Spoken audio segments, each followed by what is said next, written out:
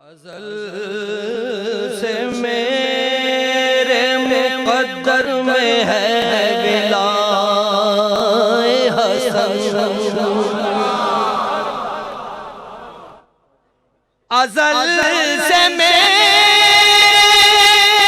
مقدر میں ہے بلائے حسن۔ اعوذ باللہ من الشیطان الرجیم، بسم اللہ الرحمن الرحیم، اللہم صلی علی محمد و آل محمد وعجل فرجہم۔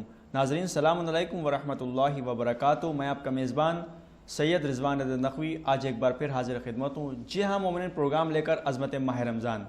اس پروگرام میں آج ہمارے ساتھ ایک ہمارے نئے مہمان ہم سے جڑ گئے ہیں، عالی جناب ڈاکٹر تقی علی عابدی صاحب قبلہ، جن سے آج ہم ماہ رمضان المبارک کے حوالے سے گفتگو کریں گے۔ ساتھ ہی ساتھ ہمارے و آپ کے دوسرے امام حسن مجتبیٰ علیہ السلام کی ولادت کے موقع پر آج ہم جناب سے گفتگو کریں گے۔ سب سے پہلے تو آپ تمام مومنین کو حضرت امام حسن مجتبیٰ علیہ السلام کی ولادت بہت بہت مبارک ہو۔ قبلہ السلام علیکم۔ وعلیکم السلام۔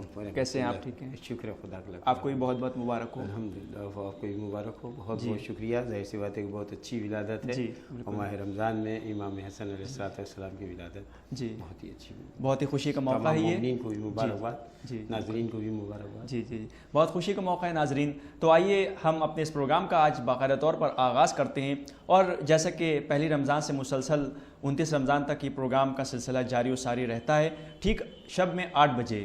تو مومنین آج بھی کل کی طرح اور اس سے پہلے کی طرح جو ٹاپک میں نے رکھا تھا عظمت ماہ رمضان، اس حوالے سے آج ہم گفتگو کریں گے۔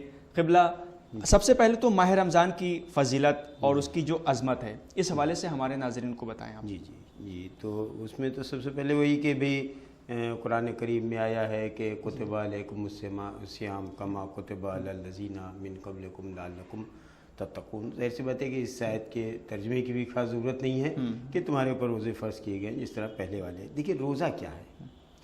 روزہ جو ہے اصل میں بنیادی چیز ماہ رمضان جو ہے سب سے زیادہ اس کی فضیلت وہ تو ہی ہے کہ ہم اللہ کے لیے روزہ رکھ رہے ہیں، قربۃ اللہ رکھ رہے ہیں، اور اس کے بعد ہمیں بھوک کا بھی احساس ہو رہا ہے۔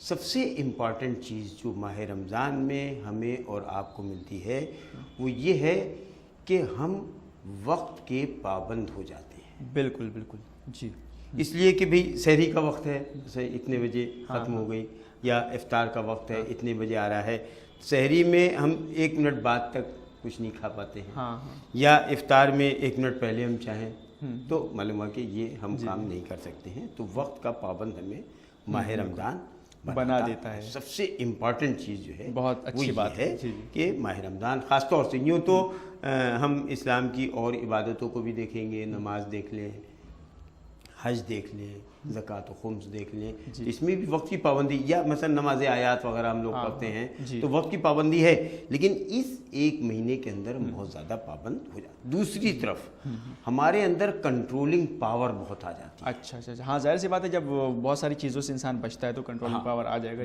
جہاں پہ مطلب کس طرف میری نگاہ جانا چاہیے، کس طرف نہیں جانا چاہیے، کس طرف نہیں جانا چاہیے، زبان کیسی کھلنا چاہیے، کان کس طرح، حتیٰ کہ ہمارا آپ دیکھتے ہیں یہ ہیں کہ وہ چیزیں جو ہمارے اوپر حلال ہیں، عام دنوں میں حلال ہیں، اور ہم خود ہی انتظام کر رہے ہیں، مثلا افطاری کا سب لا کے سجا کے رکھ رہے ہیں، لیکن کنٹرول اتنا ہو جاتا ہے کہ ابھی 2 منٹ افطار کے باقی رہے ہیں۔ ہاں، تو اگر 2 منٹ باقی تو اس سے پہلے کوئی افطار کر نہیں سکتا، کیونکہ اللہ کا سجایا خود ہے، سجایا خود ہے، اور سب حلال ہے، سب چیزیں عام دنوں میں کھاتے بھی ہیں، سب کچھ کرتے ہیں۔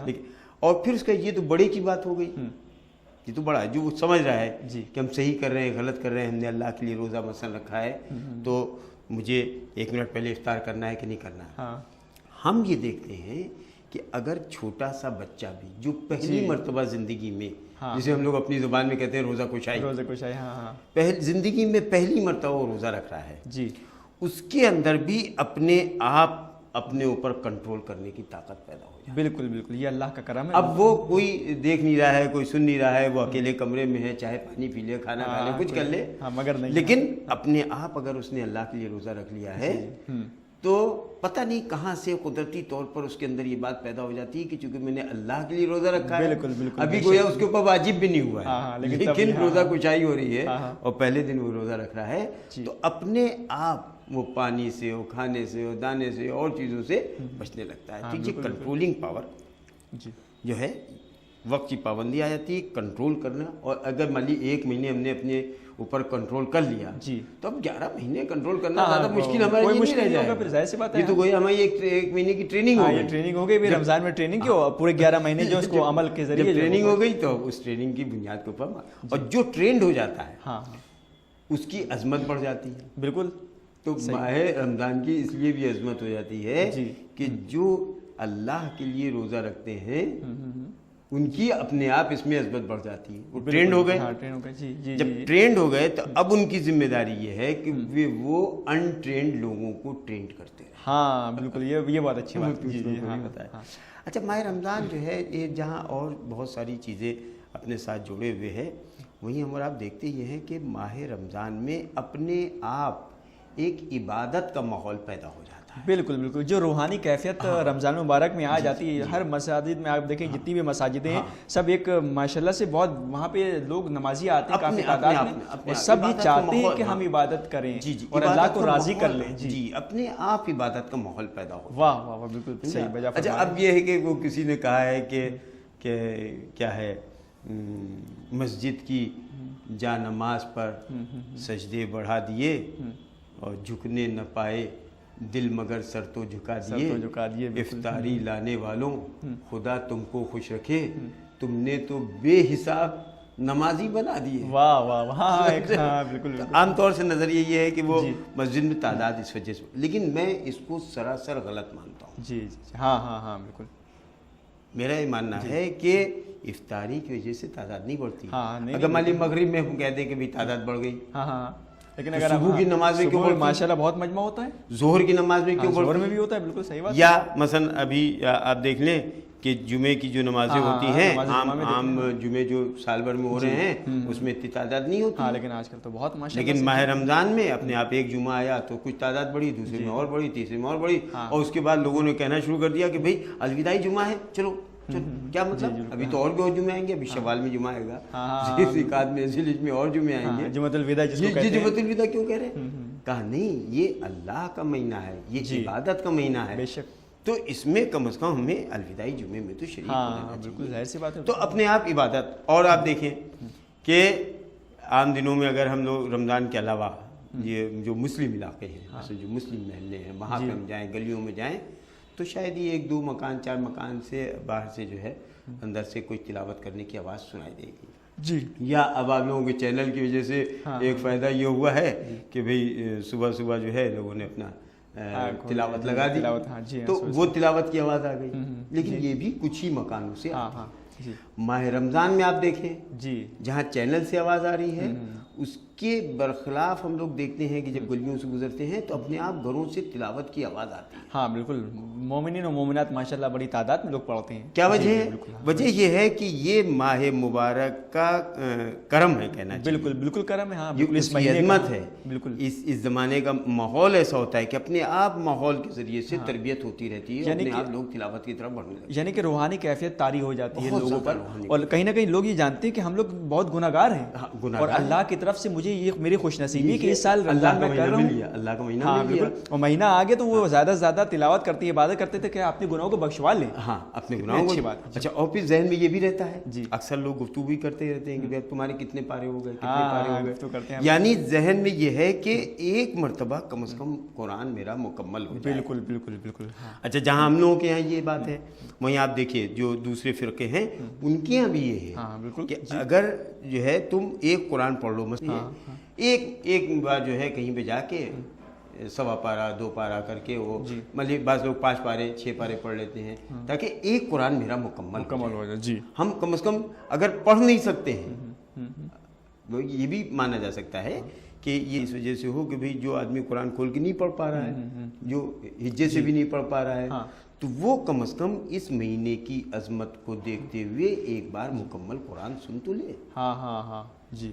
انہی تمام چیزوں میں آپ دیکھیں کہ ماہ رمضان میں ایک رات ہر مسلمان جو مطلب عبادت یوں بھی نہیں کرتا ہے، مان لیجیے یوں بھی نہیں، لیکن وہ کوشش کرتا ہے کہ ماہ رمضان میں کم از کم ایک رات ایسی چنے جی جسے ہم لوگ شب قدر کے نام سے شب جانتے قدر ہیں کے نام سے جانی جاتی ہے ہے نا؟ رات. مختلف فرقوں میں الگ الگ تاریخیں ہیں، کہیں 23 ہے 27 ہے، وہ ایک الگ بحث ہے.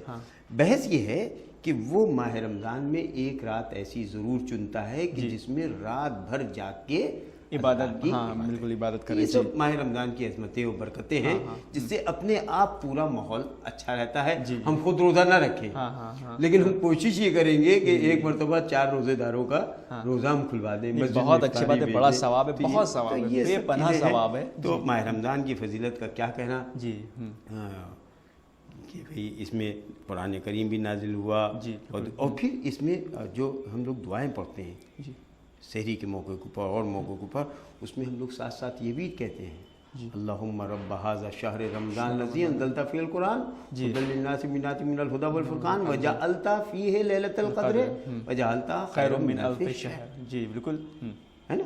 تو اس میں جو ہے وہ رات ہمارے لیے رکھ دی گئی ہے جو 1000 راتوں سے بہتر رات ہے. اس میں قرآن نازل ہوا اور اسی میں ہم دعا کرتے ہیں کہ پروردگار اس سال مجھے حج کی توفیق عطا کرے، ہر سال مجھے حج کی توفیق عطا کرے. تو یہ سب برکتیں ہیں، رحمتیں ہیں. کیا کہنا رمضان کے بارے میں جتنا بتایا جائے وہ شاید کمی ہوگا. ہاں ظاہر سی بات ہے، ماہ مبارک رمضان جو عظمتوں کا مہینہ، فضیلتوں کا مہینہ، برکتوں کا مہینہ، رحمت والا مہینہ ہے. اور اس کو رسول خدا صلی اللہ علیہ وسلم کی حدیث ہے کہ اس کو خالی رمضان نہ کو بلکہ ماہ رمضان المبارک یا ماہ رمضان یا ماہ سیام سید الشہور ایسے کہہ کے پکارو. اس کی بہت احترام کرو اس مہینے کا.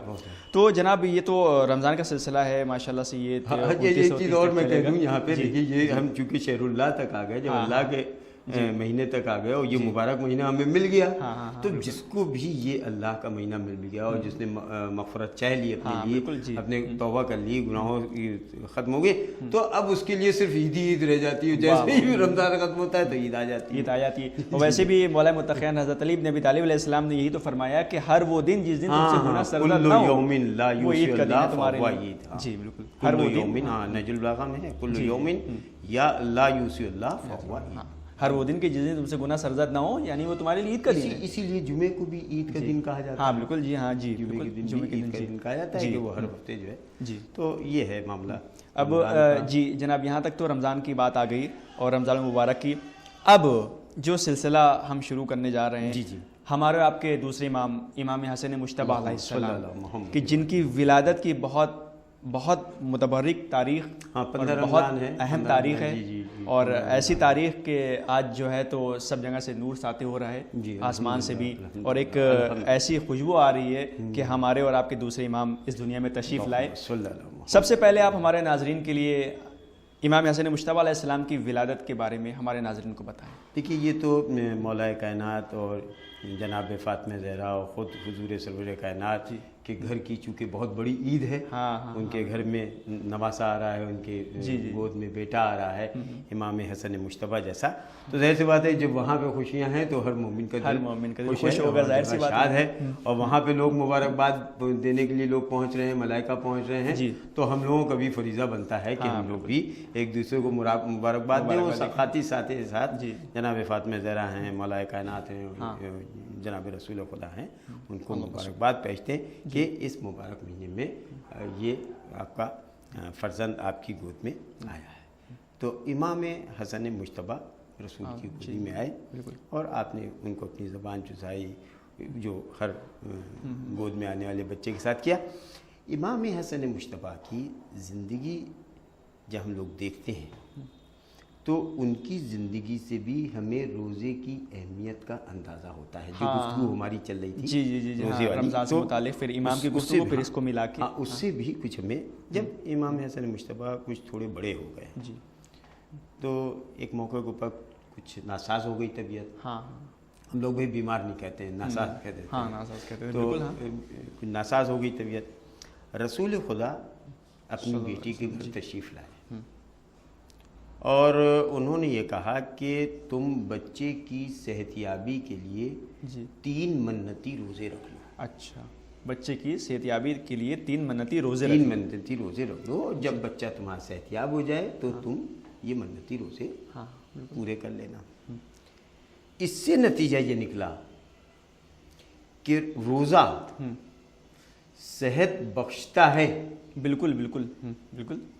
جو بعض لوگ یہ کہہ دیتے ہیں تھوڑا سا اگر دولت کے لحاظ سے تھوڑا سا زیادہ ہو گئے تو کبھی کبھی کہہ دیتے ہیں کہ مطلب روزہ جو ہے غریبوں کے لیے ہے، ہم لوگوں کے لیے نہیں، ہاں نہیں ان لوگوں کے لیے جو بھوکے رہتے ہیں۔ ہاں ہاں ہاں ہاں تو اس سے پتہ چلتا ہے کہ نہیں، بعض لوگ یہ جو کہتے ہیں کہ روزے سے آدمی کی طبیعت ناساز ہو جاتی ہے۔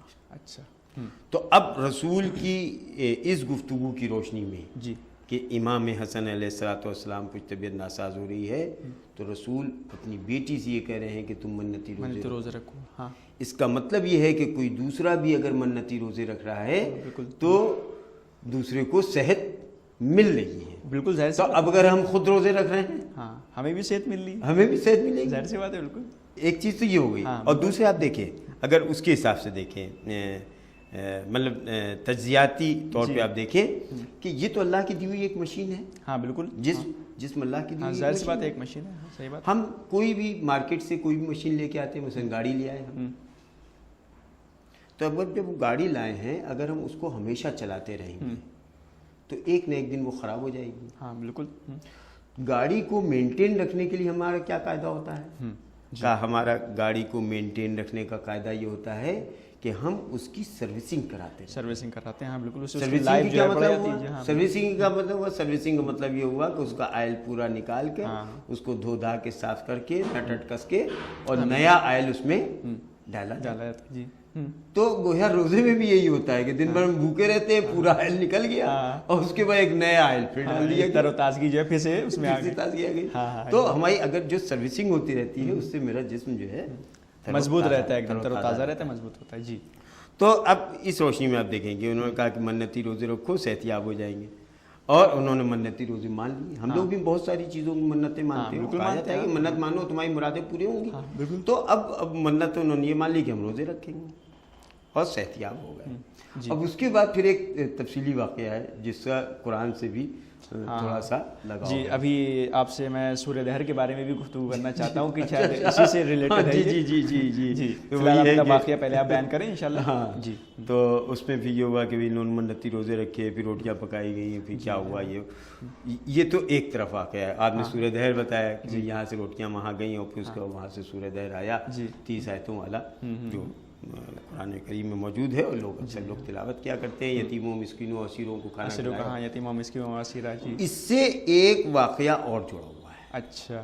جی، جب ہم قرآن کا مطالعہ کرتے ہیں، جب قرآن کی ورق گردانی کرتے ہیں تو سورہ مائدہ میں ہمیں ایک آیت ملتی ہے۔ اچھا جی، جس میں کہا گیا ہے کہ قالا عیسی ابن مریم اللہم ربنا انزل علینا مائدۃ من السماء تکون لنا عیدا۔ جی، مریم کے بیٹے عیسیٰ نے کہا کہ پالنے والے آسمان سے میرے لیے خوان نعمت نازل کر دے، اچھا تاکہ میں اس میں سے کچھ کھاؤں، تکون لنا عیدا، میرے لیے عید ہو جائے، لے اولنا، میرے پہلے والوں کے لیے بھی عید ہو جائے، آخرنا، بعد والوں کے لیے بھی عید ہو جائے، وہ آیتم من کا، اور تمہاری طرف سے میرے لیے یہ ایک نشانی ہے، آیتم من کا، ورزقنا، اور ہم کو رزق عطا فرما، وانتا خیر الرازقین، اور تو بہترین رزق دینے والا ہے۔ بے شک بے شک، سبحان اللہ۔ یہ بات جناب عیسیٰ نے اس وقت کہی جب ان کے زمانے کے لوگوں نے جناب عیسیٰ سے آ کے یہ کہا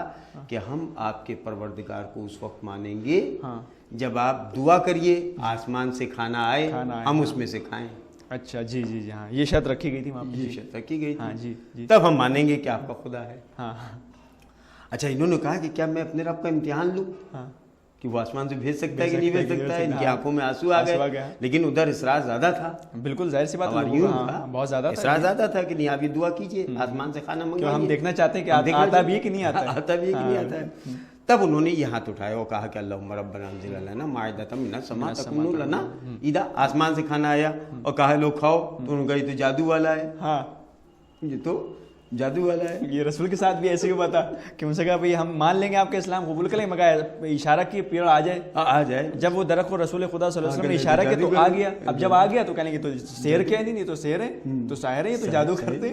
اب وہ پھر دیکھا کہ آسمان والا اب جادو دکھائیے، تو خیر تو انہوں نے کہا نہیں کھائیں گے۔ پھر انہوں نے اور غریبوں کو محتاجوں کو بلایا، انہوں نے کھایا، ان کی غریبی دور ہوئی، بیماری دور ہوئی، محتاجی دور ہوئی، وہ ایک الگ مسئلہ ہے۔ اس میں ایک لطف کی بات یہ ہے کہ جب زمین پر رہنے والے لوگ ایک نبی سے یہ کہہ سکتے ہیں کہ آپ ہمارے لیے آسمان سے کھانا منگائیے، ہاں بالکل، تو عقلی تقاضا یہ ہے کہ آسمان پر رہنے والے لوگ بھی یہ سوچتے ہوں گے کہ ہمارے لیے بھی کہیں سے کھانا ہے۔ ہاں بالکل، جب جناب عیسیٰ سے کہا جا رہا ہے کہ آپ آسمان سے کھانا منگوائیے تاکہ ہمارے لیے عید کا دن ہو جائے، ہاں جی، تو آسمان والے بھی چاہتے ہوں گے کہ ہمارے لیے بھی عید ہو۔ ہاں ہاں ہاں بالکل۔ اچھا، جب زمین والے آسمان سے کھانا منگوا رہے ہیں تو عقلی تقاضا یہ ہے کہ آسمان والے زمین والوں سے کہیں گے کہ بھائی ادھر لاؤ، تو ملائکہ نے ممکن ہے ملائکہ نے خدا سے کہا ہو کہ بھئی ہمارے لیے بھی تو عید ہونا چاہیے، ہمارے لیے کھانا منگوائیے۔ تو یہ 3 دن جو 3 روزے امام حسن کی صحت، امام حسین کی صحت یابی کے سلسلے میں یہ جو پنجتن پاک میں اور جناب فضل نے مل کے رکھے، بلکہ پنجتن پاک نہیں کہنا چاہیے، اس میں رسول خدا نہیں رکھے تھے، حضرت علی نے، جناب فاطمہ نے، امام حسن، امام حسین اور جناب فضل نے۔ رسول نے تو کہا تھا کہ بھئی تم منتی روزے رکھ لو، اور انہوں نے روزے نہیں رکھے تھے، ان لوگوں نے روزے رکھے۔ ان لوگوں نے رکھے تھے سب۔ اچھا، جب روزے تو انہوں نے رکھے صحت یابی کے، وہاں سے روٹی منگائی گئی، ہمارے لیے بھی تو عید ہونا چاہیے، زمین والے آسمان سے منگوا رہے ہیں خوان نعمت، تو آسمان والوں نے خدا سے کہا ہوگا کہ ہمارے لیے بھی خوان نعمت آ جائے تو ہمارے لیے بھی عید ہو۔ تو یہاں سے جب وہ گئی 3 دن، اور شاید اسی وجہ سے ہم لوگ 3 ہی دن عید مناتے بھی ہیں جی، چاہے عید الضحیٰ ہو چاہے عید الاضحیٰ ہو۔ تو یہ ہے معاملہ۔ اور اس کے بعد سب سے امپارٹنٹ چیز جو اس میں ہے وہ یہ ہے کہ ممکن ہے کہ رسول نے اپنے کو اس لیے الگ رکھا ہو تاکہ لوگوں کو امام حسن، امام حسین، مولا کائنات جناب فاطمہ زہرا، ان کی عظمت کا اندازہ ہو جائے۔ ہاں بھئی چادر تطہیر لے لیے، مباہلہ لے لیے، اور دوسرے موقع لے لیے، تو وہاں پہ تو رسول خدا شامل ہیں بالکل، ہاں، لیکن جب منتی روزے رکھے جا رہے ہیں تو وہاں پہ روزے نہیں رکھ رہے ہیں، اس کا مطلب جناب رسول خدا اس میں شامل نہیں ہے۔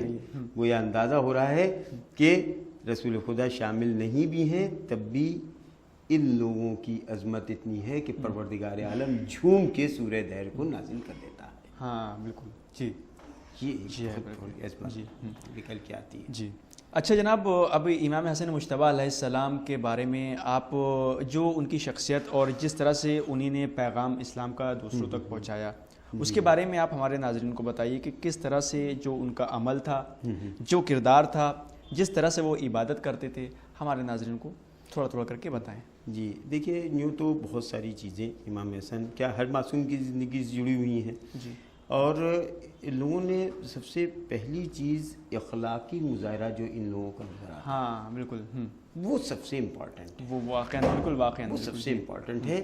جس معصوم کی بھی آپ زندگی دیکھیں گے تو اخلاق ان لوگوں کا ایسا ہے، ایسا بے مثال ہے کہ آدمی اگر اس کی مطلب ذرہ برابر بھی اگر اس کی پیروی کر لے تو اپنے آپ وہ سماج میں ایک انوکھا انسان معلوم ہوگا۔ بالکل بالکل۔ امام حسن کی زندگی میں آپ دیکھیں، جی، امام حسن کی زندگی میں دیکھیں کہ ان کو ایک شخص آ کر گالیاں دے رہا ہے، ہاں ہاں، اور آپ خاموشی سے سن رہے ہیں، کچھ جواب ہی نہیں دے رہے ہیں، کوئی جواب ہی نہیں دے رہے ہیں، جبکہ آج کا زمانہ یہ ہے کہ وہ کہتا ہے کہ وہ ایک کہہ رہا ہے تو ہم 10 کہیں، ہاں ہاں ہاں، کم از کم ایک کی جگہ ایک تو کہہ ہی دیں۔ جی جی جی جی ہاں، لیکن امام حسن نے دنیا والوں کو سبق یہ دیا ہے کہ سامنے والا کچھ بھی برا بھلا کہہ رہا ہو تم خاموش ہو، جی، اور ظاہر سی بات ہے کہ سامنے والا کتنی دیر چیخے گا، کتنی دیر چلائے گا، کتنی دیر بڑبڑائے گا، آخر کار وہ تھک کے بیٹھ ہی جائے گا، خاموش ہو جائے گا، اس کی کبھی نہ کبھی تو ختم ہوگی۔ اچھا، جیسے ہی اس کی انرجی ختم ہوئی تو اب امام حسن سوال کر رہے ہیں، واہ واہ واہ، ہاں جی، کہ تم بھوکے تو نہیں ہو، تم پردیسی تو نہیں ہو، تم پریشانی تو نہیں ہے کوئی۔ ہاں، اب وہ یہ اخلاق دیکھ کے کہ میں تو ان کو برا بھلا کہہ رہا تھا، ہاں، اور یہ کہہ رہے ہیں کہ تمہاری کیا مدد کی ضرورت ہے۔ جی جی جی بالکل۔ تو اگر اس طرح کا کردار اور اخلاق ہم اپنی زندگی میں لے آئیں تو سماج اپنے آپ نکھرتا اور سدھرتا چلا۔ بالکل بالکل۔ اگر آج کے دور میں میں سمجھتا ہوں کہ جو معصومین علیہ السلام نے اپنی زندگیاں گزاری ہیں، جس سادگی کے ساتھ، جس عبادت کے ساتھ، اور جس طرح سے انہوں نے اخلاق کا مظاہرہ کیا، ہم سب کو یہ چاہیے, پوری کمیونٹی کے سارے لوگوں کو چاہیے کہ امام کے بتائے ہوئے کردار پر خاص کر کے عمل کریں. بس اگر ہم نے ذرا برابر ایک قدم بھی آگے بڑھا لیا تو اپنے آپ ہی ہمت بھی بڑھتی رہتی ہے, لوگ بھی اپنے آپ متاثر ہوں گے. بالکل ہوں گے, اور ایک اس دنیا پہ بھی خیر ہم لوگ کو جو اللہ مقام عطا کرے گا, اور ساتھ ہی ساتھ ہم لوگ کی آخرت جو ہے وہ بھی اچھی ہوگی. جی, تو اور امام حسن مجتبی علیہ السلام کی, امام حسن کی زندگی سے متعلق میں 3 چیزیں آپ کو بتا دوں, بلکہ وہی میری دعا بھی ہوگی کہ ہمارے اندر بھی آئے, ہمارے بچوں میں بھی آئے, ہمارے قوم کے بچوں میں بھی اور دوسرے لوگوں میں. لیکن 3 چیزیں جناب امام حسن کی زندگی میں مجھے بڑی امپورٹنٹ لگتی ہیں. یہ تو بہت ساری ہیں اور سبھی جو ہے مطلب ایسی ہیں کہ جن کا جو ہے ہمیں اکتساب کرنا چاہیے. جی بالکل. لیکن 3 چیزیں. نمبر 1, امام حسن یا امام حسین, ان کا خط بڑا اچھا تھا, خوبصورت لکھتے تھے, بہت خوبصورت لکھتے تھے. جی, اور آج بھی ہم لوگ کہیں پہ خوبصورت رائٹنگ دیکھ لیتے ہیں تو اپنے آپ بھڑک جاتے ہیں. اب یہ جیسی مسنجری پینٹنگ لگی ہوئی ہے دیکھیے عربی کی آیات, اب آپ دیکھیے دیکھتے ہوئے اپنے آپ آنکھیں جو ہیں ادھر لگ جاتی ہیں. بالکل. اب دیکھیں کہ ہم کوئی بھی فارم بھرتے ہیں, ہاں جی, کوئی بھی فارم کسی بھی نوکری کے لیے, امتحان کے لیے, ایڈمیشن کے لیے کوئی فارم بھرتے ہیں تو اس میں کہا جاتا ہے اپنی ہینڈ رائٹنگ میں بھریے, کچھ نہیں ہے تو اپنی دستخط کیجیے. یعنی اس سے اندازہ لگایا جاتا ہے کہ اس کے اندر سامنے والا کیا ہے, کیا صلاحیت ہے, کتنا نالج رکھتا ہے. یہ نالج رکھتا ہے, اور رائٹنگ سے اندازہ ہوتا ہے کتنا حسن پسند ہے. جی بالکل بہتر. تو امام حسن امام حسین کی رائٹنگ بڑی اچھی. اچھا, ہم چاہتے ہیں کہ میری بھی رائٹنگ اچھی ہو, بچوں کی بھی رائٹنگ, قوم کے بچوں کی بھی رائٹنگ. جی. اچھا, اب ایک موقع کے اوپر دونوں میں کچھ گفتگو ہوئی, ماں کے سامنے اپنی دونوں تحریریں لے کے آئے کہ بتائیے کہ اس میں کون سی بہتر ہے. تو اب وہ مطلب پہچانا نہیں جا رہا ہے کہ اس کے لیے کہیں کہ اس کے لیے, اس لیے دونوں برابر ہیں, ظاہر سی بات ہے بھائی. نتیجے میں جناب فاطمہ زہرا نے اپنا گلوبند جس میں 7 موتی تھے وہ کھول کے ڈالا اور کہا کہ اس میں سے جو جتنے اٹھا لے. تو اب دونوں بچوں نے بڑھ کے اٹھانا چاہا اور اس کے بعد جبریل امین آئے اور 7ویں کو 2 ٹکڑے کر دیے تو وہ برابر ہو گئے. ایک تو رائٹنگ بڑی اچھی ہونی چاہیے. دوسرے, امام حسن کی زندگی سے یہ بھی پتہ چلتا ہے, بلکہ دعا کرنا چاہیے ان کے حوالے سے. اس مبارک موقع ہوئے جبکہ امام کی ولادت ہوئی ہے, اس مبارک موقع پر ہم سب لوگوں کو, مومنین کو مل کے اپنے بچوں کے لیے, اپنے لیے, سب کے لیے دعا کرنا چاہیے کہ پروردگارہ ہم لوگوں کا حافظہ بڑا اچھا ہو جائے. جی. اس لیے کہ امام حسن کا حافظہ بڑا اچھا تھا. اچھا, ماشاءاللہ. جی ماشاءاللہ. جی, یہ ملتا ہے کہ مسجد میں جاتے تھے, اپنے نانا کا خطبہ سنتے تھے. جی, اور آتے تھے, ماں پوچھتی تھی کہ بھئی کیا سیکھ کے آئے ہو, کیا سیکھ کے. اس سے 2 سبق ملتے ہیں. ایک تو یہ کہ ہر ماں کو جناب فاطمہ زہرا کی زندگی سے یہ سبق لینا پڑے گا کہ جب بھی ہمارا بچہ باہر سے گھر آئے تو فوراً ہم اس سے پوچھیں کہ تم کیا سیکھ کے آئے ہو. بالکل, بہت اچھی بات ہے. جناب فاطمہ زہرا نے کہا کہ کیا سیکھ کے آئے ہو, جی, کیا تمہارے نانا نے خطبہ دیا. اور اس کے بعد امام حسن علیہ السلام پورا خطبہ ویسے ہی وہ ویسے بیان کر کے یہاں پہ انہوں نے بیان کر دیا. تو اس سے پتہ چلا کہ امام حسن کا حافظہ بہت بڑا اچھا تھا. تو اس کے طفیل میں ہم لوگ دعا کریں کہ پروردگارہ ہمارے بچوں کا, ہمارے قوم کے بچوں کا حافظہ بہت اچھا کر دے. جی. خوش خط رائٹنگ اچھی ہونا چاہیے, خوش خط لکھنا چاہیے, اور حافظہ ہمارا. اور تیسری چیز جو ہمیں امام حسن کی زندگی ملتی ہے وہ بھی لاجواب ہے, جس کے لیے قرآن بھی کہتا ہے کہ کھانا کھلاؤ لوگوں کو, کیوں نہیں کھلاتے ہیں اور کیا کرتے ہیں. یہ وہ امام حسن کا دسترخوان ہمیشہ بچھا رہتا تھا. بالکل. تو امام حسن کا دسترخوان جو ہے بہت ہی امپورٹنٹ ہے. اور اس مبارک مہینے میں تو کہنا چاہیے کہ انہی کے گویا ولادت کے طفیل میں ہر ایک آدمی دسترخوان سجائے رہتا ہے. جی جناب, بس ہمارے پاس صرف 2 منٹ ہیں. 2 منٹ میں آپ مختصر سا پیغام ہمارے ناظرین کے لیے کچھ بتائیں. ہم تو یہی چاہیں گے کہ بھئی یہی امام حسن کے حوالے سے کہ ہمارا اخلاق بہت اچھا ہونا چاہیے. بالکل. زبان کے اوپر ہمیں کنٹرول رکھنا چاہیے اور غصہ نہیں آنا چاہیے. جیسے میں نے آپ کو بتایا کہ وہ آ کے گالیاں بک رہا ہے, کچھ کہہ رہا ہے, برا بھلا کہہ رہا ہے, غصہ نہیں آنا چاہیے. غصہ آنے سے سب سے زیادہ جو نقصان ہوتا ہے وہ یہ ہوتا ہے کہ اپنی ہی انرجی ویسٹ ہوتی ہے. ہمیں زیادہ سے زیادہ اپنے اوپر کنٹرول کرنا چاہیے, اور ماہ رمضان ہمیں کنٹرولنگ پاور سکھاتا ہے.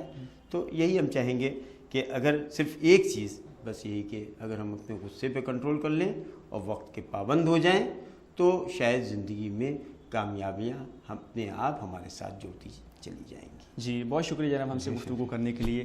تو یہ تھے عالی جناب ڈاکٹر تقی علی عابدی صاحب قبلہ، جو پروگرام عظمت ماہ رمضان کے حوالے سے گفتگو کر رہے تھے، جس میں آج رمضان کی عظمت پر انہوں نے گفتگو کی، ساتھ ہی ساتھ ہمارے آپ کے دوسرے امام امام حسن مجتبیٰ علیہ السلام کی ولادت کے خاص موقع پر انہیں نے جو میسج دیا، جو پیغام دیا کہ تمام مومنین کے لیے یہ ضروری ہے کہ امام حسن مجتبیٰ علیہ السلام کے کردار کو اپناتے ہوئے، ان کی سیرت کو مانتے ہوئے اگر وہ چلیں گے تو ان کی زندگی یہاں بھی کامیاب ہے اور آخرت میں بھی کامیاب ہے۔ جی ہاں مومنین، ایک بار پھر سے آپ تمام مومنین کو حضرت امام حسن مجتبیٰ علیہ السلام کی ولادت بہت بہت مبارک ہو من جانب حسینی چینل۔